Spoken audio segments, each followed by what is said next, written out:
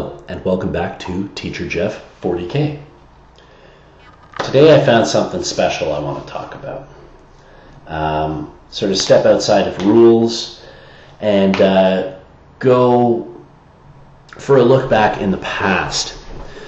So I was digging through some of my old boxes and I found some pretty cool stuff. And this is one I will show you. This is a Citadel Miniatures holiday catalog from 2001. This was the first time that the Tau were available. So they were a new race. So you can see right here, the Tau have arrived. And you see a crisis suit right on the front there with some cool weapons. And then this sort of iconic image of the two fusion guns. Anyhow, I just kind of wanted to show this to you guys because I kept this around for so many years. I figure I might as well show it off. So it'd be kind of cool to see too, for those of you who are new to the game, I'll show you what still exists, but also the first units for the Tau. What were they? What came out first and sort of defined the Tau, and then what came out later. So on the first page of the catalog, they get into the Tau right away. Because this catalog here is for everything. I mean, there's fantasy in here. There's old stuff for Battlefleet Gothic, if anyone remembers that. You've got Mordheim, like old school Mordheim, and the Lord of the Rings game, which was super new at this point, and they were really trying to sell this. And yeah, well, we all saw how that worked out. And yeah, again, Warhammer Fantasy, and something else too called Inquisitor. But I'll get into that in a sec. So yeah, you've got the broadside suits with the old rail guns on top. You've got the hammerheads down here. You've got the hammerhead, the devilfish troop carrier, the crisis suits. So back in the day, you used to be able to buy one crisis suit, which is really cool. Now you got to buy 3, and it's like $90. Dumb. And then you've got the Fire Warrior squad as well. So again, no breacher teams or anything like that. Like you've got these guys, and they've got pulse rifles. I think you had the option to take pulse carbines at this point too, but definitely not the blasters. And then you've got Pathfinders here, and I think these guys here, were in pewter. They weren't plastic. This is before the plastic kit came out. You got those. The Kroot Carnivore Squad has not changed. It is exactly the same. So 17 years later, same shit. The Kroot Ox 2 stayed the same. Kroot Hounds stayed the same. Kroot Shaper stayed the same. I'm not sure if they still sell this ethereal. I don't know. On-Shi, special character, and I'm pretty sure that's the same model. I don't know about Farsight. I think there might be a different model for him. I don't use him, so I'm not sure. But he was a character back in 2001. And then, of course, the stealth suits have changed. They used to be smaller, and again, metal. These guys were in pewter before they were in plastic. And cool, here too at the bottom, they show you a Tau Battle Force that you can buy. So you get 3 of the suits, you get a pack of drones, you get some Fire Warriors, and you get some Kroot as well. So those were all the units available to the Tau when they were first released. So no Ghost Keels, no Riptides, no Skyray. Let's see, what else wasn't available? Sniper drones, nope. Commander Shadow Sun, Dark Strider, a bunch of the special characters not available. I don't think, who's the big ethereal guy? Onva. I don't think he existed yet. I don't think they had created him yet. Yeah, a whole bunch of stuff just didn't exist at the beginning. So this is sort of the first step of the Tau available in stores. So that I had. And I wanted to show it to you. So I'm not going to go through all the armies because there's a whole bunch of stuff, but like there's a couple cool old things like the super old Chaos Dreadnought, or what else do we have in here? Dark Eldar. A lot of the Imperial Guard Oh yeah, not Astra Militarum, by the way, Imperial Guard. A lot of that stuff looks the same. The Leman Russ has not changed. Commissary Yarrick is the same. What else have we got? Oh yes, okay. I did want to look at the Necrons, because this is super funny. Look at these guys. You can tell these guys are metal. This is a Necron destroyer, by the way.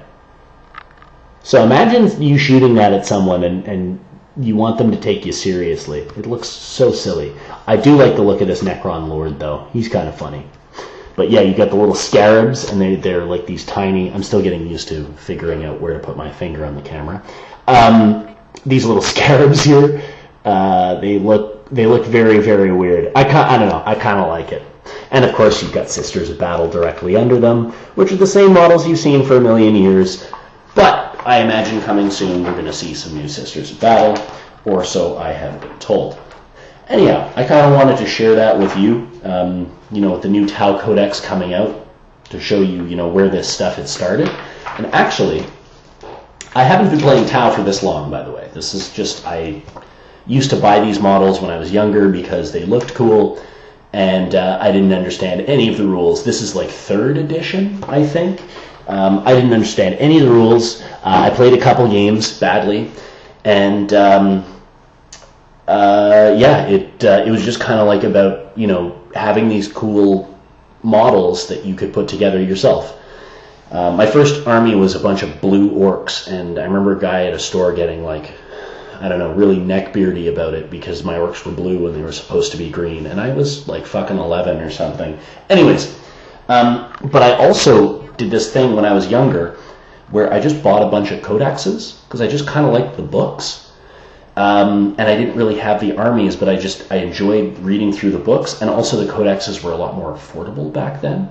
They were usually like $20 or $30 because they were soft cover. So I have Codex Tau, 3rd edition. So this guy is soft cover, and this is the first Tau Codex that was ever released, and it is 2001. So same as that holiday guide. So it was right around the same time.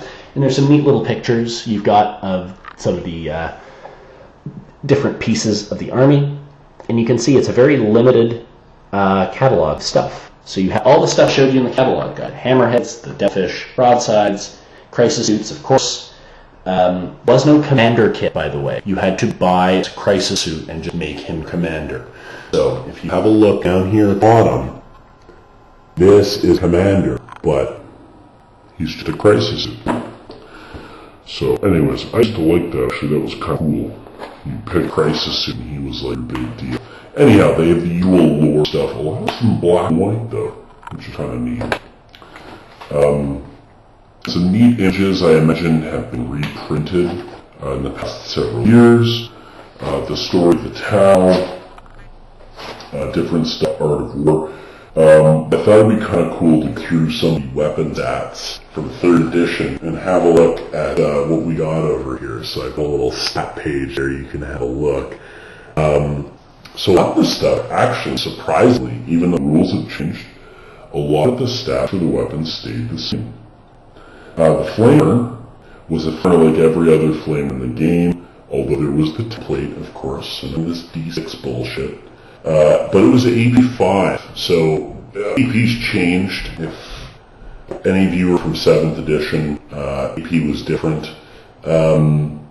So it did have an E value. It did cut through some armor, so it was ideal dealing with orcs, because it would just burn them, and they'd have no save.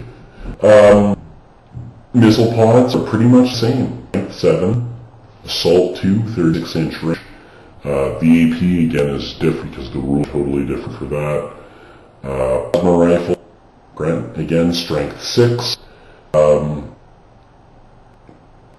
AP, it says AP2, which is really, really good in this game. Rapid fire 24 inches. And there's a little asterisk that I find really funny. It says, the Tau plasma rifle is lower power than its Imperial equivalent, but does not suffer from overheating. So even way back then, the Tau plasma rifles didn't overheat. They were less strong, but they never overheated. Again, there was no supercharge back then. A lot of you probably know this. I mean, 7th edition was last year or something, so it's really not that long ago. But the 3rd edition rules were very, very similar to some of the stuff you saw in session. So you see a lot of the same stuff. There's a smart missile system. The smart missile system was less range, actually, only 20 inches in this book, as opposed to 30 now. But yeah, you've got other stuff, Tau subsystems, sensor, tracker, target lock, shield generator, drone controller. And in this book, 3rd edition Codex, a drone controller allowed you to take drones. So it had no benefit to the actual drones, it just allowed a suit to take drones, which I think is kind of funny. So the Tau actually have come a pretty long way. They have different jetpack movements, stealth suits. So this is kind of cool. Stealth suits incorporate a holographic detection field that makes its wearer hard to spot, and models attempting to fire at stealth armored troopers count as if firing at mates, and must roll the check the spotting does by rolling 2d6 times 3. See the War 40k rulebook. If stealth armored troopers are not in the spot range, the unit misses its chance to fire while searching for a target, and may not choose to fire at a different target. Ouch. So that's clunky. So yeah, it's a shooting night. That's again another bunch of dumb added rules. Well, they were kind of, but anyhow. Oh, and this is kind of cool.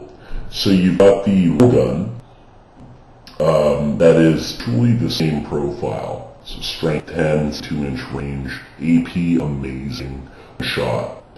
And then it says specifically for the railgun, the Tau Battlesuit Railgun uses linear accelerator technology to effect a solid projectile at hyper velocity. The vehicle-mounted railgun can also fire submunitions, but this option is not available to the battlesuit-mounted version. So the submunition shot for the Hammerhead existed in the first codex, which I think is kind of cool. Yeah, so I think they show you the different rules for the guns. Where is it? Man, codex is confusing. I'm used to stuff being in back. It's also cool that they do have the set system set up. Obviously you don't get set tenants. That's a new thing as of, I don't know, a month ago when Codex was released. But they go through, there's a small section here on the different sets. It's kind of cool. You got Delith and Tau and Cecilia and all those guys there, which is kind of neat.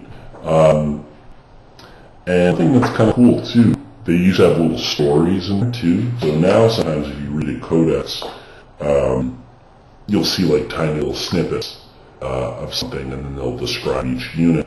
But these ones actually had like full-page stories, which were kind of cool. So there's one about becoming a fire warrior in here, which is kind of neat. Yeah, they had some cool stuff. They also had a unique mission in the back of the book called Hostage Situation. So it was a unique scenario involving the Tau, which was kind of cool. So you didn't have to go and get chapter approved or any of that. You had missions within their own codexes, which was neat. Which is, yeah, very, very cool. I've got a page story right here.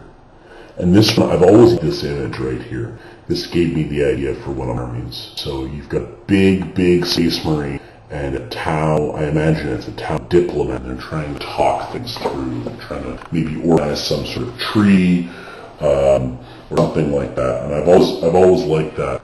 That was always interesting to me about the Tau is their willingness to sit down and talk. I know they want to overtake everything, whether it's through diplomacy or force, but it's kind of cool to see that. It wasn't just like, these are our enemies, we must destroy them.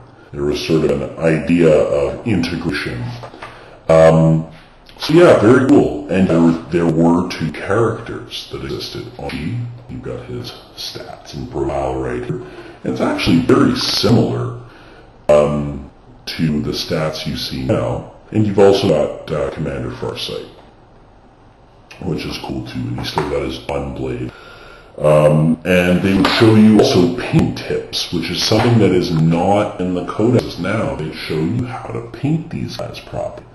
So this is these are some painting tips, some croup, and here you have some different set colors for the different croup or different, I don't know, world, whatever. It's really cool. Like there's this eel one right here that looks really, I don't know, it looks like a lizard man. Kind of like it. Yeah, the different color schemes and stuff. These exist in the codexes. You see the different sets and color schemes. But look here, look at this. This I found very cool. This right here is just some general tips and ideas about building your own Tau terrain. That's so neat. Very, very cool, you know, not necessarily to get you to buy everything Games Workshop, but giving you ideas on how to make your own stuff. Something that's one thing I find is lacking from 8th edition, is you do not have tips and tricks and stuff to building your own things. One thing I found very cool, like conversions. You do not conversion codex anymore, ever. It's all, we sell these models, this is how we are, buy these. So much so that the unit profiles give anyway, because Games Workshop doesn't sell models that way. I still remember, and I might show it in another video, I have my 3rd edition Orc Codex. The first codex I ever bought, and it is grimy, crumpled, gross, because I was 11 years old and I didn't know what I was doing. And there were a bunch of little conversions in there that just got my mind working about all the cool stuff I could do. One guy could chop off the front piece of a shooter barrel and put another shooter barrel on top and made his own big shooter. So that was pretty cool, and something you don't see anymore because it's not the big shooter model, so why would they show it? Yeah, lots of other different little conversions that I thought was really cool. That got the mind moving, like, oh, I can this and this and this, and I can take these pieces and here, and this isn't right, but hey, it looks cool, let's try it. I really wanted to go through that. And just kind of show us how far, and for the better or for worse, the Tau have gone in the past 17 years.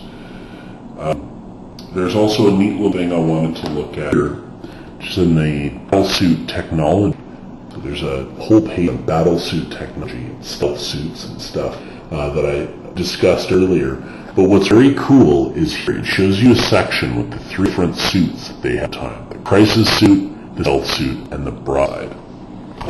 And what it does is it shows you the statistical stat line benefits for each of the suits and how they change a fire warrior's profile. And I thought that's really neat. It really gives you that image that there is the same guy inside each suit, and then each suit has its own benefits. So for example, a suit, there's no toughness and no wounds grade, but they do have +1 strength and a 3+ armor save. Crisis suit has +2 strength, +1 toughness, +1 wound. And the Broadside has +2 strength, +1 toughness, +1 wound, and a 2+ save. So I found that very neat, that they showed it that way, to show you that it's a fire warrior inside each of these, and this is how the suits modify the fire warrior who's inside. Very neat. Very, very neat. Yeah, and you got the different, oh, you wanted something really cool? Devilfish Troop Carrier, the same point cost in 3rd edition as it is in 80 points. Neat. you've got the different stat lines and back when leadership was a thing. Or sorry, leadership, initiative. That's what I was thinking of. Initiative was the order you would fight in. Yeah, very, very cool, man. So you get to see different, here I'll show you one of the stat lines, for example. The elite section, you have the crisis suits. Have a look at that, and it tells you all the point costs, everything, of all the different crap you can equip. Anyhow, just wanted to share that with you. With the new Tau Codex that came out, have a look down and see what it used to look like. If you've got the other codexes and have, lots of neat little